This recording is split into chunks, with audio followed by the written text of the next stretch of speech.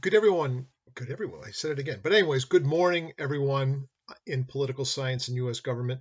Sorry about the faux pas, but let's just get through some material here. We're in chapter 8 in the media, and I must have gone through this 6 times already and said good morning, everyone, in an awkward way. I apologize. But the media, it's an important chapter.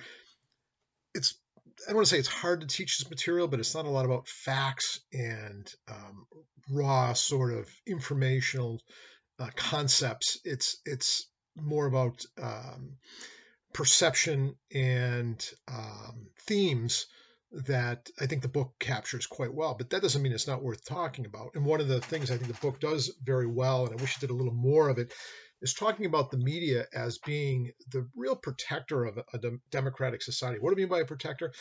By them revealing what our government is doing or potentially doing or not doing, it brings the information to the people so we can react, and we can either put pressure on our representatives or change our representatives so they do what we deem to be appropriate. And the media keeps a transparency, if you will, on what our government does, provided that the media is being fair and being somewhat objective and looking at all of the issues that might be important to the American people or maybe even to the world. And Thomas Jefferson, nice quote in a book about Thomas Jefferson, it said, "No government ought to be without censors," said Thomas Jefferson. "And where the press is free, no one ever will." And that's true. If the press can report on things freely, for the most part freely, there are some limitations, but not a lot. It keeps us informed. It keeps us free from a tyrannical government. It keeps us prepared for reaction to those things that we deem are harmful to society. And I'm a big believer in freedom of the press, and so are our framers of the Constitution. We remember the Anti-Federalists were worried about things in the Constitution that weren't initially there, and they demanded that we have a Bill of Rights within a reasonable period of time. It took 2 years later. But one of them being freedom of press, being completely articulated as a liberty upon which the government wouldn't really be able to interfere, except in some very limited circumstances. We know, for example, the media shouldn't be able to go out and print that we're going to be moving certain military forces in Afghanistan tomorrow to a certain location and they'll be vulnerable, because that will undermine human health and safety and property interests. And the government has an interest in keeping that information at this juncture private. But for the most part, we like to have the media have unfiltered ability to investigate and report, especially on government figures and government behaviors and government institutions. Private citizens that get reported on, there are more limitations based upon libel and slander, and I'll get to that in a second. I kind of like this chapter in a lot of ways, but there's two things about the media. One is about being this sort of huge check on government wrongdoing, but it's also about the fact that if you want to participate in government and you want to participate in political activity, if the media isn't paying any attention to the issues that you value or to you, you'll be ignored, because the media controls a great deal of public perception and public philosophy. There's no question about it. And I'm going to put up on the discussion board a question about, although it's been credited to many journalists, it's been credited to politicians, but it looks like the direct quote comes from Jim Morrison. I wonder if any of you know who that person is. But Jim Morrison was the lead singer of a group, The Doors. I wonder if any of you know who that is or who they were. But Jim Morrison basically said, whoever controls the media controls the mind, because the media does give information, sometimes in a fairly objective fashion, but oftentimes with what we call priming or framing, so that the viewers will come away with a certain emotional and intellectual reaction that the parties and persons presenting it wanted. And that's a very, very powerful thing. Media is extremely powerful. And that's why we want a lot of different media groups out there. And hopefully we pay attention to all of them. We'd like them all to be as objective as possible, but we'd like to have different sources of information so we can judge what might really be accurate and what might be basically tainted by this framing and priming. What is, might as well talk about now, what's framing and priming? It's presenting information in a certain fashion and maybe leaving some information out and stressing other information that leaves the viewer to probably have a perspective view to be developed as a result of that. Let's face it, if anybody tells a story and they tell it the way they want, putting the information in the way they want, in the style in which they want it, can have a huge emotional, intellectual impact on the listener. There's no question about it. And I'll give you an example. For example, what is the baseball documentary done by, I don't know why I always forget his name. Got a chance to meet him once. he's a documentarian. He puts things on PBS. And whenever I hear the word documentary, I always think fact, right? It's a factual presentation of information from history or from an event or a people or a biography. And I remember watching this section on Jackie Robinson, the first African American to be integrated into American baseball. And Jackie Robinson was very controversial at the time. A lot of people, we don't want African Americans playing baseball with white people, and there was racist on the team itself, and it was very difficult for Jackie Robinson to bridge that gap, being the first one to do it. And in the film, they're showing this milestone, and I don't know if he hits a home run or in that very first game or very shortly thereafter, but the film has this very inspirational music as he's rounding third base. And the close-up comes into Jackie Robinson's face. I just see his facial muscles like twitching from the breathing heavy trying to round third base, and the sweat's pouring off his face, and and his excitement of going into the slide as he reached home plate, and as the music's rising up above, the camera angle and the way they blur the background image, and then the background image becomes more defined, and you see white people celebrating this great accomplishment by Jackie Robinson and his team embracing him. I have to admit, I'm getting emotionally shaken just thinking about it right now, because that's what the framing wanted you to do. They wanted you to think it was not only a moment in history, but a beautiful, righteous, and appropriate moment, which I believe it was anyways. But can you see how by framing it and priming, putting it in a position by the way in which the information is presented to have a likely outcome? And this isn't a documentary. Imagine if this wasn't a movie, and there are several movies about Jackie Robinson. But we do it in documentaries too. We put in certain information in a certain fashion, and we put music behind it, and we have stills or film, and we pick and choose that kind of information to usually render a certain emotional impact as a result of it. But the media, there's many different forms of media. Print media is somewhat dead now. I know when I was a kid, it was huge. I'm talking about newspapers primarily, especially in politics. When I was a kid, I lived in Springfield, Massachusetts, and we used to get 2 newspapers a day from the same organization. It's called the Springfield Republican. We used to get a morning paper and an afternoon paper, because that's how a lot of the information about your community and your state and your country was disseminated. And I can remember at night, my father reading the paper, my brother and I, he's older than me, 6 years older, but not so older that, we didn't hang out, but we were kids. We wanted him, as my father would read a section, I guess we were like begging dogs. He would give us a section of the paper so we could read it. My brother got the next section. And of course, I was low guy in the totem pole. I got the third section. And we mostly wanted probably the copy of the comics. I don't even know what that was, but there was a section of the paper in the back that there was comic strips in the back that were entertaining, I guess, to both adults and kids. But there's other sections that were sports, and there was human interest sections and all that. My father would tear off a section at a time, and my brother mostly wanted sports, and my father and I became very close to my father in terms of ideology, and I always wanted my father would always tell me what to read because I was a kid, and he'd do his own framing, wouldn't he, by showing me the articles he wanted me to read. The print media has really fallen off. We just don't get our news that way anymore. A lot of it's social media now, and I wish the book stressed it even more than it does. I'm amazed at how many people, including people my age group, get their information from a form of media that we call social media. And the problem with that is it's not always journalistically valid. It's often done with a lot of framing and a lot of priming.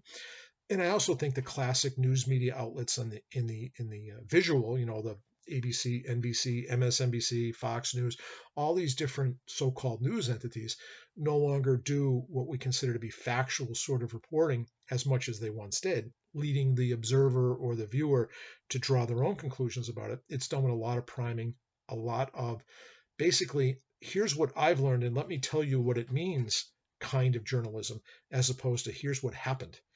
And I think that's been damning to the American society. But what keeps it clean? There's many other people challenging those kinds of presentations of information. Unfortunately, I think it's created a lot of acrimony in our society when, if you have a liberal mindset, you get really mad at what Fox News is interpreting and saying. And if you're a conservative, you get outraged at what, NBC or ABC or maybe especially CNBC is reporting with a liberal bent. And hopefully between these, adversarial systems of media almost, we can hopefully decipher where the truth really lies and what happened factually and what it means. But media isn't quite what it was once before. And I think it's a bit of a dangerous time but it still represents the way in which we find out what our society is experiencing and doing, and what our government officials are doing in response to it. So I'm a big believer in keeping an unfettered media. It largely is, unless it's for what we call national security, national interest. Otherwise, there's a concept, and it'll be on the test, called prior restraint. Prior restraint means the government can't stop a publisher of information ahead of time, prior, unless the government can prove in a court of law that the information that will be disseminated will cost human life or human health and safety. And it's very rarely granted. I'll give you a quick example. It was Abu Ghraib prison. There was an American prison in Iraq, and it was housing energy combatants. And unfortunately, some of the prison guards and soldiers there were doing some humiliating things to the Iraqi military and enemy combatants, making them appear naked and then piled on top of each other, and maybe doing certain sexual acts to one another. It wasn't quite clear, but those photographs were all in the possession of some journalists. I don't know if it was Time Magazine or Newsweek, and they were going to publish them. And the government said, no, you can't publish that stuff. That's going to injure the national interest. And when they went to court, said, well, how is it going to injure anything? And they actually came up with this very bizarre argument that the enemy combatants will want to kill us even more. Pretty silly. And although the images were disgusting and were hurtful to our image as a nation, internally and externally, the press had a right to print that, and they couldn't under prior restraint. They may have violated laws of access, but that's separate than the right to print. That came out famously in 1973. I'll ask you a question about it. The Ellsberg case. This guy basically snuck in and got the Pentagon Papers. You can call it the Pentagon Papers case on the exam. And basically, it was about the reports from all the different generals and different military experts and government officials talking about how the war in Vietnam was actually going. And the reality was it was going very poorly, but they were reporting to the public, things are going great. We're killing a lot of Viet Cong, gaining a lot of territory. But in reality, it looked like the war was probably slipping away and going into a dismal, backwards sort of process, and so they were going to print these papers, and the Nixon administration sued, saying no, that's going to impact our military efforts in Vietnam, and the court said no. These can be printed. The Pentagon Papers can be printed because you can't prove it's going to actually cause loss of life or military activities that are currently underway. And because of the printing of the Pentagon Papers, what did it do? It had a huge impact on the public's perception of what was really happening in Vietnam, because it was governmental information that was basically revealed. Now, could the person that got that government information that was classified be sued for illegal access or theft? Yeah, they can be, but that doesn't mean the article can't be printed. That's the big thing in media. Very important concepts. So the different media types. Are there bias in media? Of course there is. Bias in everything we do. We like to think we don't have a conscious bias, but sometimes it's an unconscious bias of how news is delivered. Historically, Fox News has been conservative. It has a conservative, favorable bent. I would argue that mainstream media probably has a slightly liberal bent on the way in which they cover events and present them to the American public. Has that swayed and ebbed and flowed, where some news media, and you can, like the Washington Post is considered a bit liberal, New York Times is considered liberal, the Wall Street Journal is considered more conservative. They're all over the map, but none of them are. Some of them are extreme on the spectrum, but most fall somewhere closer to the center. But I want you as a student to always look at information that's supplied to you. Learn about the reputation of the media outlets when they're giving information. Is this skewed somewhat? Are they leaving out important facts? Or are they presenting certain facts with a likable or negative connotation to it to help you come to a conclusion? And that's what Jim Morrison's, although other people have said it too, whoever controls the media controls the mind, because the way in which you present information can have an unbelievable impact. And I hate to say it, we often believe what we see in the media, and I'm not going to show it in this class, but there was a thing in the 1950s, I believe, it was a joke on the BBC, the British Broadcasting Network, where they decided to put a little joke on, I don't think it was April Fool's or some kind of holiday out there, to put a little spoof. They did a thing called the Spaghetti Harvest, and they were showing Italians picking different lengths of spaghetti off spaghetti trees to lay out in the sun in the different regions of Napoli and other places in Italy, and that's how spaghetti was harvested. Of course, it's obviously made from flour and egg, but it convinced a lot of the British broadcasting citizenry that watched it. Something like 20% thought it was a real story. And so my point is, you can put up fraudulent information, and you hear it, and we believe it. And news isn't what it once was. It's isn't facts. Now it's all these pundits telling you what the news actually means, and I think that's very sad and very dangerous. And so I tend to be very skeptical of any story here. I like to hear it from several different stories, different sources, I should say, before I draw a conclusion. And you should too. Don't. And that sounds terrible, but don't trust the story, especially if it seems out of sort. Look into it. Find out if it's true. Did this person really do this, or did this event really occur with all the details and information they have? And that's why I love our judicial system, for example, court of law. You hear about accusations against people all the time, and then there's a trial, and what do you learn? Boy, it wasn't anywhere near what the story was. And when people actually had to testify about what they saw, heard, or the evidence actually projects, it's often a very different story. And that's why the jury system, where facts have to actually presented by eyewitnesses, hearsay evidence is usually not allowed in unless under exceptional circumstances, it really keeps our society safe from hopefully incarcerating people and having civil liability on cases, because the proof is in the pudding, and we really ferret out information to be hopefully with integrity in the court system. Don't do it that much in the media. And I don't know who's the watchdog on the media, other forms of media. And then you get all these, that's not true, this is true, this, and I think it's a dangerous world we live in, because if you're getting really bad information, and if you're really, really on a strong set of values and you buy into everything that's coming out of Fox News or everything that's coming out of CNBC, I think we're in trouble if you start believing pundits, these people that are supposedly news media, but they're really not. They're commentators. They're social philosophers, and they set up dogma. It's scary. My father used to watch a lot of this stuff. One guy named Howie Card, for example. But my father would agree with him sometimes, and sometimes he didn't. And then sometimes when he heard something, even if he liked what he heard because he thought it was probably true, he was a doubter. He was a contrarian, and I always admired that about my father, being like, this is what happened today, but let's make sure it really did happen that way. And hopefully you guys do it too. Print media is dying. Newspapers that once sold for millions and hundreds of millions of dollars are now they're going bankrupt or going out of business. People just don't buy newspapers. I bought my first one the other day in a long time from a different town. I have a subscription to the one I'm in, and people are just getting their media or their information from the internet now and social. I don't do social media, but I do internet news all the time. We know there's a time of yellow journalism. That was give them what they want, tabloid style stuff. But no one reads the newspapers the way they used to. But when I was a kid, in the exit line, there was all these crazy newspapers.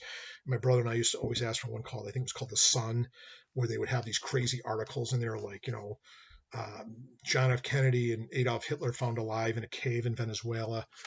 They're working on a new world order where it'll be balanced. It's just crazy stuff, Yasser Arafat marries Saddam Hussein in secret ceremony in the desert, just wacky stuff.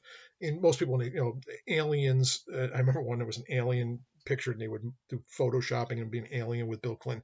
Aliens from Mars endorsed Bill Clinton's presidency. And most people, when they see that, it's complete garbage. But if you made it a little softer and a little bit more refined, could you print stuff that seemed very truthful and sway public opinion? And I fear yes, and that's yellow journalism. But this has been around a long time. This whole concept of fake news has been around since the 1800s, early 1800s, 1790s even. Thomas Jefferson and the Jeffersonian Party, if you will, the Democratic Republicans, were criticizing John Adams and the Federalists. And as a result of that, newspaper articles were printed. And basically, Adams and the Congress got so upset they passed something called the Alien and Sedition Act to stop basically people from reporting negative things about the government. Really outrageous. But people were actually writing articles that were maybe not so truthful, that were condemning politicians, and they were really frustrated because they could do nothing or very little about it, and they still can't to this day. They can sue for libel and slander, but be careful, and this is the test question. Libel and slander, one is written, one is oral, but when you say a falsehood about another individual and it impacts them, it causes them harm economically or emotionally, they might be able to sue you. Here's the big caveat. If the person is a public entity, a politician, a movie star, a political social leader in some way, they would have to prove that you published that information, reported it to another person, that's all it means, knowing that the information you were passing along was false. You have to prove they knew it was false. Well, what if I heard it from somebody else? I believed it, and I report it to a third party. Am I guilty of libel slander? Not if the person's a politician or a public figure, because that's not actual malice, actually knowing it's a lie and then promoting it. It's very difficult to prove actual malice. That's why things are always or often said about politicians that are wildly untrue. And why can't those politicians sue generally? Because of this concept in libel and slander that if you're a political figure or a public figure, can't sue unless you can prove actually knowing the information was a lie. And the last part is you also have to prove you've been damaged in some fashion. That's also sometimes difficult to do. Edward R. Murrow's in a book. I love this because there's a guy named McCarthy. You might have heard of McCarthyism. This guy from Wisconsin was coming out saying all these communists were in the government and different politicians were communists, and they were really injuring a lot of people. And the media was going along with it. And they were following around McCarthy like he was, the next coming of the king of the world. And the media was fearing putting any pressure on him because he would then accuse that media figure of being part of the Communist Party. It's a really wild time in American history. But Edward R. Murrow was the guy that finally stood up and says, enough of these scare tactics, lies, and innuendo that's completely false. You're damaging lives, you're undermining public integrity. And finally, McCarthyism fell off the face when he couldn't prove any of his allegations whatsoever. In fact, he kept saying, there's over 150 known communists working in the State Department today, and Truman or Eisenhower is doing absolutely nothing about it. And then during the hearings, he couldn't prove anything about any of them. Even if there was a grain of truth to it, he became looking like a bit of a fool. And he died in disgrace as a raging alcoholic. And to this day, McCarthyism, the term of making wild accusations, is alive and well. And whenever it seems being a witch hunt, if you will. But the media keeps, hopefully, concepts of integrity there. Citizen journalism's out there, media in the First Amendment, and I already went over the First Amendment principle. Generally speaking, you cannot curtail the speech of the press unless the government can prove that it will imminently harm human health and safety of human beings. Now, that doesn't mean a person can't be sued otherwise if they've stolen the information or found an illegal way in which the government concealed information. The other is a private citizen's libel and slander, very difficult to prove.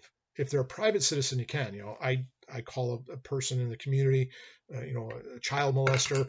It's not true. They lose their job as a result. Can they sue me for libel and slander? Yeah, and they'll probably be successful because as long as the facts are untrue. If it's true, well, yeah, they got convicted in 2007 of child rape. Truth is always a defense, by the way, to libel and slander. But we do want this free flow of ideas, no matter how painful they are to hear, so that we can have an open society. If you start curtailing speech, even ugly speech, we know that's going to probably put a chilling effect on our ability to debate, on our ability to be able to call out really stupid ideas, to call out racism or sexism or just sheer stupidity. If we had the fear of not being able to report that or discuss it openly, it would put a chilling effect on society, and therefore freedom of speech is the closest we have to an absolute right. We know we can curtail it if it's going to cause an immediate fight or immediate taking of arms against the government. That kind of speech can be banned. But for the most part, people should be able to speak their mind freely and hopefully with respect and dignity.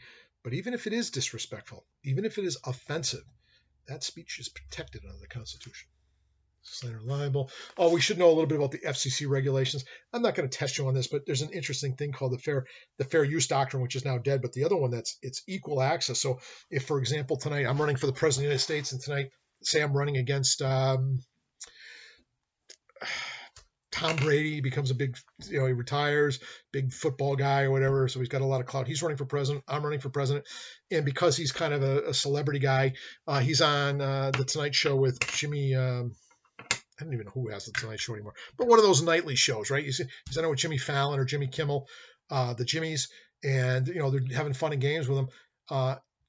Is the media giving that other opponent an unfair advantage? And because I don't have access to that media outlet, can the government, and there is a rule, the FCC is called equal access, they actually have to give me time on those shows so I can promote my candidacy as well, because we don't want them to get an unfair advantage. The rule has been very difficult to apply. It's been inconsistently sued over from time to time, because what if I'm just a news story and there's a guy like Trump's doing a big outing,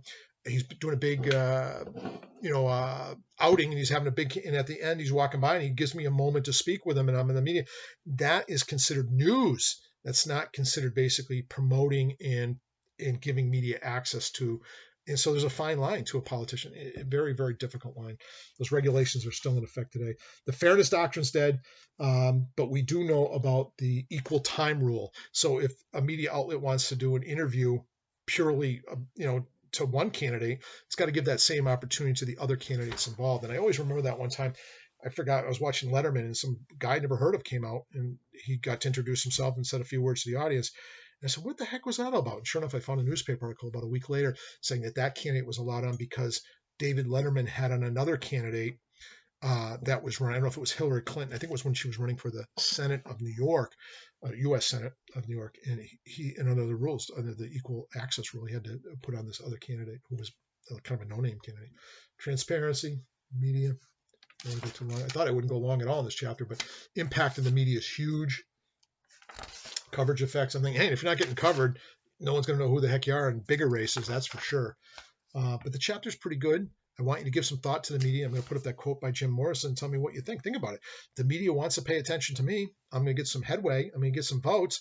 But if my other candidate that's opposing me is brilliant and very moral and ethical and great, but no one's paying any attention to them and they're not getting any media access. And if they don't have money usually flows to the party persons who are getting attention.